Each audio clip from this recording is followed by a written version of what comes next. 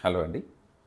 ఏప్లాస్టిక్ anaemia అనే serious bone marrow disorder అసలు ఎందుకు వస్తుంది? ఏప్లాస్టిక్ ఎనీమియాతో బాధపడే పిల్లలు కానీ, వాళ్ళ తల్లిదండ్రులు లేదంటే వాళ్ళ చుట్టాలు మెయిన్‌గా అడిగే క్వెషన్ ఏంటంటే, అసలు ఈ సమస్య మా పిల్లల్లో కానీ, మా తల్లిదండ్రుల్లో కానీ అసలు ఈ సమస్య ఎందుకొచ్చింది అని అడుగుతూ ఉంటారనమాట. ఇది ఒకరి నుంచి ఒకరికి వ్యాపిస్తుందా? నెక్స్ట్ జనరేషన్‌కి వస్తుందా? ఇలాంటి క్వెషన్స్ చాలా ఉంటాయి.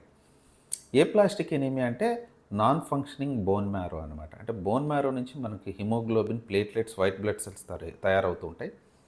ఈ తయారీ ఆగిపోవడాన్నే ఈ తయారీ స్టెమ్ సెల్స్ అనేవి నాశనం అయిపోయి ఈ తయారీ ఆగిపోవడాన్ని ఏప్లాస్టిక్ ఎనీమియా అంటారు.